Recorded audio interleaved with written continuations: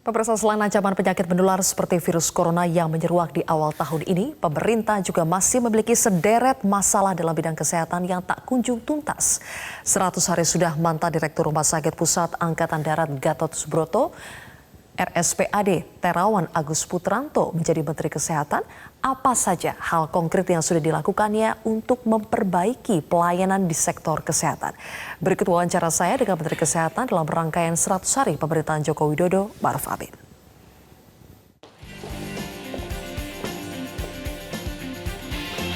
Permisi. Aduh, senang sekali akhirnya bisa ketemu sama Dokter Terawan. Apa kabar, Pak Menteri?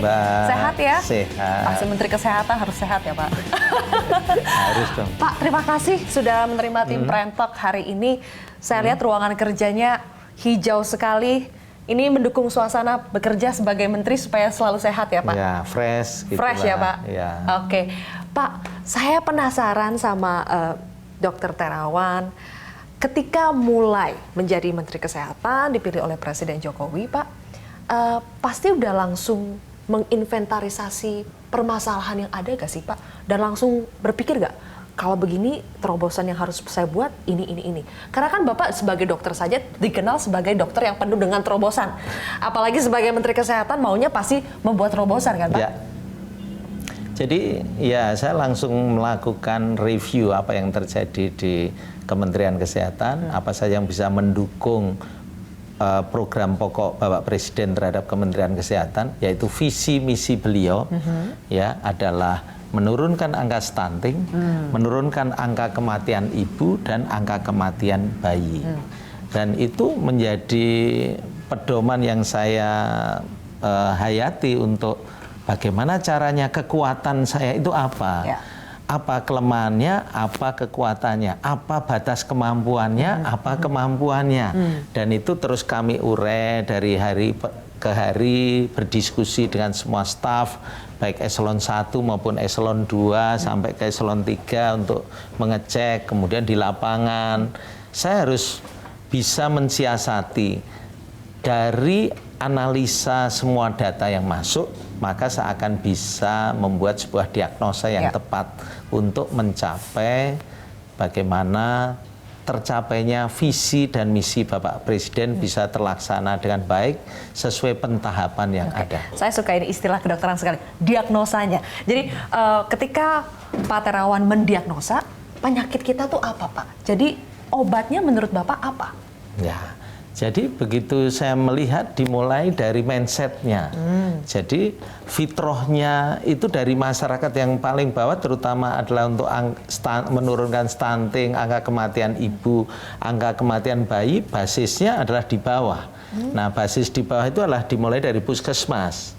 Nah, di puskesmas jelas karena dia terjadi perubahan mindset untuk pelayanannya. Jadi saya harus kembalikan ke fitrahnya, yaitu masalah promotif dan preventif. Memang selama ini mindset puskesmas kita seperti apa? Nah, sekarang sudah mulai bergeser ke arah pelayanan kesehatan. Dulunya? Yang kesehatan dulu adalah basicnya adalah promotif dan preventif. Pelayanan kesehatan hanya sebagai ikutan. Tetapi sekarang pelayanan kesehatan menjadi idolanya. Nah, itu yang saya mau balik lagi menjadi preventif dan promotifnya yang harus menjadi istilahnya fondasinya. Maksudnya begini ya Pak, kalau misalnya puskesmas tuh mereka lebih fokus tunggu ada pasien yang sakit datang mereka kasih obat, jadi lebih kepada mengobati daripada mencegah. Sekarang itu yang mau diubah. Saya mau saya ubah sehingga menjadi mencegah penyakit dan melakukan upaya-upaya untuk tidak timbulnya penyakit. Baik itu penyakit yang sifatnya menular maupun penyakit untuk individual kasus. Oke. Nah, itu. Rata-rata di semua puskesmas kita, Pak, apakah memang permasalahannya sama? Ini persoalan mindset, dulunya mengobati tapi tidak fokus pada pencegahan, dan itu sekarang yang diagnosa yang ada di rata-rata puskesmas yang ada di Indonesia? Ya. Yang saya lihat, saya kan lakukan pemantauan dan langsung turba. Saya turun ke bawah, saya langsung melihat ada yang disiapkan untuk saya lihat, ada yang mendadak saya datangi tanpa persiapan, sehingga saya bisa tahu apa yang menjadi persoalan utamanya. Karena kalau tidak ke arah preventif dan promotif, tidak mungkin kemampuan dokter di puskesmas, kemampuan tenaga di puskesmas, itu levelnya kita kan tahu. Untuk penyakit-penyakit yang nantinya akan mengancam, itu jangan sampai hanya terhenti di puskesmas. Jadi dia dengan bisa melakukan deteksi, prevensi, dan kemudian melakukan upaya-upaya promosi kepada masyarakat sehingga mindsetnya berubah, dan itu akan sangat mendukung untuk program-program visi Bapak Presiden menurunkan stunting, angka kematian Jadi ibu harus dan bayi. dimulai dari situ dulu, perbaikan pelayanan puskesmas kita yang preventif dan promotif, baru nanti akan berdampak pada stunting, Pak ya. Oke, jadi kita sambil keliling-keliling, Pak, saya ingin lihat gedung Kementerian Kesehatan tempat Bapak bekerja. Pak, tadi Bapak bilang intinya petugas puskesmas itu tidak boleh berdiam di tempat, harus bergerak, Pak ya. Tapi yang namanya untuk menggerakkan atau mengubah mindset yang selama ini sudah mengakar itu kan dibutuhkan kerjasama dari berbagai pihak. Apalagi puskesmas ini kan di bawah Kementerian Dalam Negeri, petugas-petugasnya juga dipilih oleh pemerintah daerah setempat. Bagaimana Pak mengubah mindset, menjadikan ini sebagai agenda bersama antar kementerian, antar pejabat? Ya, saya kan sudah mendatangi Mendagri, memberikan apa yang bisa dilakukan bersama-sama, khususnya menggerakkan APDA, aparat daerah, khususnya adalah Dinas Kesehatan di dalam bisa mengejawantahkan apa yang menjadi konsep kita. Dan itu sudah bisa berjalan dengan baik karena Dinas Kesehatan baik tingkat provinsi kemudian diturunkan ke Dinas Kesehatan kabupaten kota ikut bersama-sama, bekerja bersama-sama untuk mewujudkan pekerjaan puskesmas ini berorientasi terutama adalah pada promotif dan preventif. Dan itu merupakan fitrah dia. Ya, dan mudah-mudahan ini bisa terus dikerjakan dengan baik dan juga kebijakan anggaran juga arahnya ke sana sehingga betul-betul padu bahu-membahu mewujudkan pelayanan masyarakat di bidang preventif dan promotif sehingga endingnya visi Bapak Presiden menurunkan angka stunting, angka kematian ibu dan bayi itu bisa berjalan dengan baik. Oke, jadi kerjasama yang harus dikuatkan, harus konsisten juga. Bapak melihat sudah banyak perubahan sejauh ini, Pak? Ya, sudah mulai terlihat perubahannya. Puskesmas sudah bergerak? Ya, sudah mulai bergerak di tengah masyarakat dengan cara ya kita melakukan sosialisasi ke Dinas Kesehatan dan sebagainya melalui kesehatan masyarakat, Dirjen saya, Dirjen Kesehatan Masyarakat, dan itu terus dilakukan secara kontinu. Oke, tapi ini harus didorong terus ya, biar tidak hanya sesaat habis itu lupa lagi.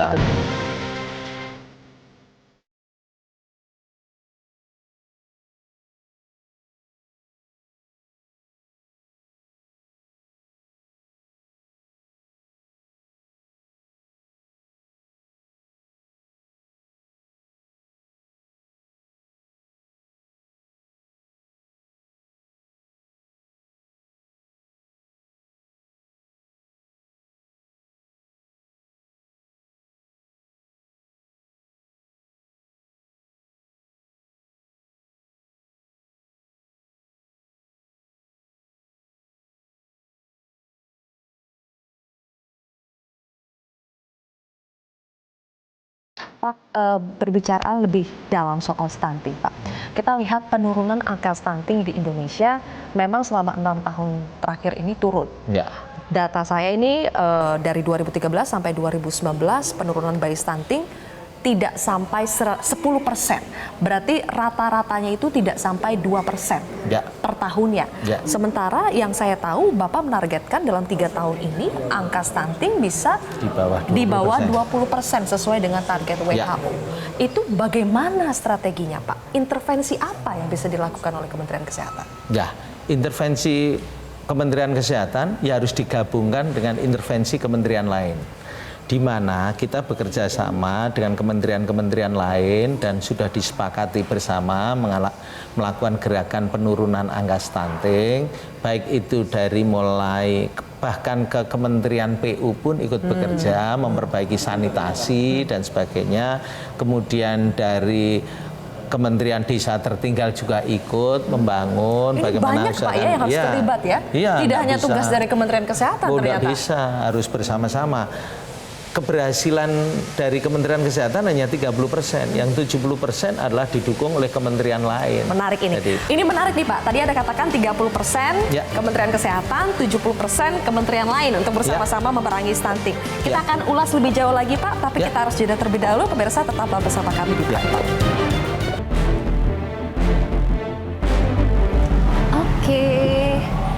Wah, jadi unit pelayanan kesehatan di Kementerian Kesehatan. Baunya langsung bau seperti rumah sakit Pak ya. Kita lanjutkan lagi Pak Menteri. Saya ingin menginformasikan pada pemirsa bahwa per 2019 angka stunting di Indonesia itu 27,67%. Sementara standar atau target dari WHO itu 20% ke bawah. Dan itu juga menjadi target dari Kementerian Kesehatan. Tadi Anda katakan ini bukan hanya tanggung jawab Kementerian Kesehatan. Kita 30%, 70%-nya itu ada di kementerian lain. Itu maksudnya bagaimana Pak? Dan sejauh ini koordinasi dengan kementerian-kementerian lainnya seperti apa? Koordinasinya jalan dengan baik. Bahkan kita melakukan rapat kabinet ratas juga soal ini. Sehingga memang pekerjaan ini akan dikerjakan bersama-sama dalam koordinasi berdasarkan kementerian koordinator. Jadi Menko PMK yang mengkoordinir, kita akan membuat sesuai porsi-porsi kita kerjakan dengan serius di bagian mana, dalam penganggarannya, juga kementerian lain di mana, dan itu akan menjadi sebuah harmoni yang terpadu, dan saya yakin dengan kerjasama inilah yang akan membuat stunting akan cepat turun. Banyak masyarakat tidak menyadari Pak, kalau sebetulnya pembangunan infrastruktur, pembangunan misalnya titik-titik sumber air yang baru dan infrastruktur yang lain ternyata bisa mempengaruhi penurunan angka stunting. Mungkin banyak masyarakat yang nggak paham. Misalnya kita lihat pembangunan infrastruktur di Papua saja. Ternyata ketika akses jalan itu sudah dibuka, itu lebih memudahkan masyarakat dan akhirnya bisa berdampakkah pada penurunan angka stunting? Ya jelas, karena membuat dia bisa berkomunikasi dengan baik dengan masyarakat di luar dan sekitarnya. Kita tenaga medis juga lebih gampang untuk masuk, maupun tenaga aparat yang lain yang ingin juga memberikan supporting untuk kasus stunting juga akan lebih mudah. Lah kalau tidak, ya tidak bisa terjangkau, tidak bisa terlayani, ya pasti angka stuntingnya akan tinggi. Akses itu perlu. Dengan akses yang baik, maka kita bisa melakukan program-program yang baik. Pak Menteri, selain soal stunting, kami mencatat ada sejumlah kebijakan baru yang ingin Bapak keluarkan atau mungkin sudah dikeluarkan soal memangkas proses perizinan obat. Dan juga sampai wacana membuat wisata kesehatan. Itu apa yang melatar belakanginya Pak? Dan sejauh ini eksekusinya sejauh mana? Ya, yang saya lakukan adalah saya bekerja sama dengan Badan POM. Saya tempatkan personil-personil saya untuk membantu di tempat perizinannya supaya prosesnya bisa menjadi lebih cepat, lebih tepat, dan lebih baik karena adanya lembaga dan kementerian yang bekerja sama, sehingga endingnya proses perizinan menjadi tidak bertele-tele terlalu lama, sehingga otomatis iklim investasinya menjadi lebih baik. Dengan iklim investasi yang lebih baik, otomatis harga produknya menjadi lebih murah. Itu saya lakukan, dan tempat boleh di mana saja, tempatnya di Badan POM ya enggak masalah, kita tinggal bantukan untuk poinnya adalah di prosesnya Pak ya, yang lebih sederhana. menjadi cepat endingnya. Ini sudah terlaksana Pak? Sudah terlaksana. Kalau yang soal wacana wisata kesehatan, itu apa tuh maksudnya Pak? Wisata kesehatan atau health tourism atau health traveling itu memang harus kita berdayakan, mengingat kita sendiri punya kemampuan obat-obat tradisional, kegiatan-kegiatan tradisional di bidang kesehatan yang sebenarnya sangat membumi, yang bisa menarik minat turis-turis untuk datang ke Indonesia, ya, baik itu sifatnya TIM, Traditional Indonesian Medicine. Nah, seperti itu saya pakai TIM aja, tim aja. Sehingga itu isinya bisa tergantung kearifan lokal. Mau dia jadinya TJM, ya dari Jawa, dari Kalimantan, dari Bali, dari manapun punya kemampuan yang sebenarnya menarik minat turis untuk bisa ikut merasakan khasiat dari terapi-terapi tradisional ini. Belum lagi kita lihat temporary medical tattoo. Wah, apalagi itu, Pak? Itu kerokan. Itu nama kerennya itu, Pak, ya? Iya, kan kalau bilang kerokan nanti pro kontra. Bilang aja temporary medical tattoo. Nah, itu kan enak. Karena bekasnya kayak tato, Pak, ya? Bekasnya kayak tato. Mau warna biru tergantung ngeroknya lebih banyak. Kalau nanti warna merah ya dikit-dikit diambang-ambang. Ya. Menurut Bapak itu bisa jadi bahan untuk wisata ya, Pak? Ya bisa. Karena di barat-barat tidak ada tuh yang namanya kerokan. Oh, jangan tanya. Saya pernah di sebuah hotel di Amerika, saya lihat orang di kop itu. Jadi itu pakai kop yang yang non invasif, hanya pakai botol mungkin juga merah-merah, itu renang lucu sekali dia. Itu kan kurang indah. Coba di kerokan bentuk cemara atau bentuk gentong, bentuk apa, itu kan akan menarik. Menarik, Pak, memanfaatkan kearifan lokal menjadi sebuah wisata kesehatan. Tapi nanti eksekusi ke depannya seperti apa? Mau dimulai dari mana? Karena ini kan tersebar di mana-mana, setiap daerah punya kearifan lokalnya sendiri. Ya, bekerja sama dengan Kementerian Pariwisata. Sehingga mereka pengen apa, kita tinggal supply and demand aja lah. Sehingga menggerakkan juga travel agent. Karena kalau tanpa melibatkan travel agent ya tidak ada gaung yang ini. Jadi tugasnya Kementerian Kesehatan tuh ternyata nggak hanya fokus ke bagaimana mengobati ini, tetapi juga sampai mikirin sampai wisata kesehatannya seperti apa. Seperti itu ya, Pak. Berarti penekanannya juga ini persoalan kolaborasi antar kementerian juga harus. Bagaimana tuh strategi Bapak supaya benar-benar di tahun di pemerintahan Pak Terawan ini jalan semua persoalan kementerian koordinasi? Karena kan selama ini, Pak, mohon maaf, yang namanya ego sektoral itu sering sekali terjadi dan itu yang menjadi hambatan. Ya. Jadi kita justru sekarang berkeinginan apa yang kita bisa bantukan ke kementerian lain. Semua jadi sama. Apa yang mereka ingin bantu ke kita. Jadi sifat ingin melayani itulah yang membuat sebuah lingkaran strategis, membuat mereka berkolaborasi sehingga harmonisasi pekerjaan menjadi nyata. Dan Anda memastikan itu akan terjadi? Akan terjadi. Oke, baik. Ya. Pak Terawan, selanjutnya mungkin kita akan berbicara, kalau tadi mungkin ketika kita berbicara kita ingin membuat wisata kesehatan, ini itu, ada sebagian masyarakat yang mungkin merasa bahwa persoalan pokoknya saja belum selesai. Masih banyak masyarakat yang masih sakit tapi susah berobat. Intinya nanti kita akan berbicara soal BPJS Kesehatan, Pak. Bagaimana menyehatkan BPJS Kesehatan kita. Kita akan bahas lebih lanjut, Pak Terawan, tapi kita harus jeda sejenak. Pemirsa, Prime Talk akan kembali sesaat lagi.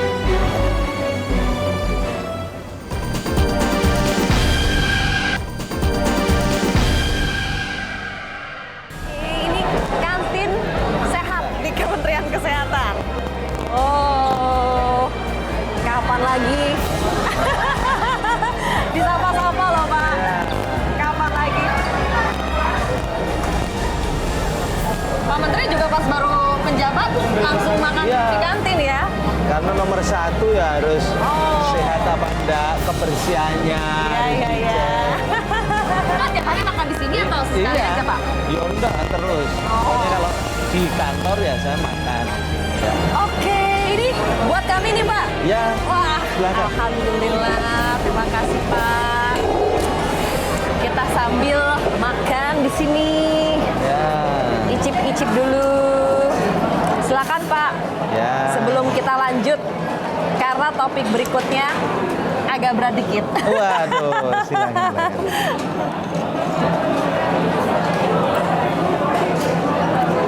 Saya sambil nanya-nanya, Pak, ya. Ya. Sudah berapa kali Pak Terawan melakukan rapat dengan DPR bahas soal BPJS Kesehatan? Terakhir yang saya dengar belum tercapai juga nih solusinya apa, kesimpulannya apa. Kenapa tuh, Pak? Ya kan tunggu tanggal mainnya. Nanti saya pasti akan berikan. Ya, kan semua butuh kesabaran, butuh diagnosa yang baik supaya treatmentnya itu jelas. Jadi pasti ada jalan keluar. Tapi ini kan sudah bergulir beberapa saat, masih disuruh tunggu juga nih Pak? Iya dong. Kalau nggak mau nunggu gimana? Kalau nggak mau nunggu ya nanti malah salah-salah. Itu kan bukan target waktu, tapi target suksesnya pelaksanaan JKN dengan baik. Jadi memang betul-betul ingin mencari solusi yang paling tepat? Iya. Oke. Tapi sejauh ini Bapak melihat solusi itu kan harus dari berbagai pihak Pak? Ya. Semua pihak harus sepakat dengan satu solusi ini. Ya. Apakah itu memang belum terjadi kesepakatan sehingga Bapak bilang tunggu dulu tanggal mainnya atau bagaimana? Ya harus dikomunikasikan dulu. Nanti hasil komunikasi, hasil pendekatan, hasil kita melobi-lobi, ya mungkin bisa menghasilkan sesuatu yang paling tepat. Ya, harus karena kita memang ingin sesuatu yang terbaik untuk rakyat. Gitu aja. Tapi benar gak sih Pak kalau disebut kecewa, putus asa, ini nggak bakal ada solusinya? Gimana tuh Pak? Yo bukan begitu. Ya kita kecewa kalau sudah ada solusi, tapi solusinya belum bisa dilaksanakan itu kecewa. Tapi untuk solusi berikutnya, ya kita akan koordinasikan lebih intensif, kita komunikasikan, mudah-mudahan akan ketemu jalan yang lebih bisa dilaksanakan dengan baik. Sekarang ruwetnya itu di mana sih Pak? Simpul yang belum ketemu itu? Ya masalah pemahaman aja. Semua ingin berhati-hati supaya tidak ada pelanggaran terhadap undang-undang.